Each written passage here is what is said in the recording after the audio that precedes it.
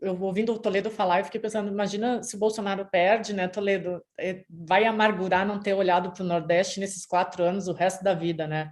Porque a gente sempre falou aqui no UOL, né, nunca foi uma narrativa do Bolsonaro, e como o Toledo bem lembrou aqui, é o lugar onde ele está perdendo. Mas eu quero levantar alguns pontos, assim. Em maio, o ex-presidente Lula, ele tinha 48% das intenções de voto, ele está com 49%.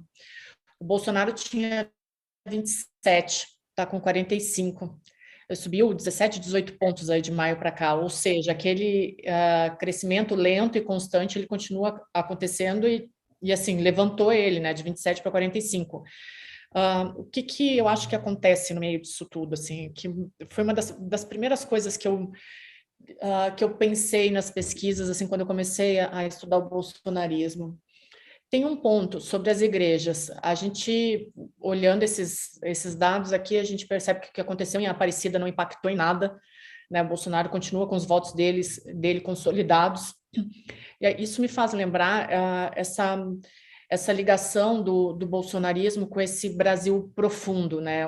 É um Brasil muito ligado à religião, muito ligado a valores conservadores. E por que eu falo isso? Existe uma...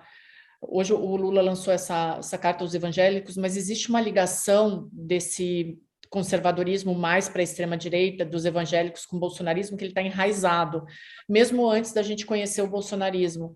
Eu lembro não, né? Eu li porque eu era muito nova, mas na eleição do Collor, quando os pentecostais disseram que o Lula foi aí que começou esses boatos, que o Lula fecharia as igrejas e ia deixar os evangélicos de lado, as igrejas pentecostais, ia deixar os evangélicos de lado e ia fechar as igrejas católicas. Depois, em 98, a Igreja Universal do Reino de Deus chegou a pregar, e tem registros disso nas pesquisas, que votar no Lula seria votar no demônio. Então, olha como isso está enraizado na cabeça das pessoas, né?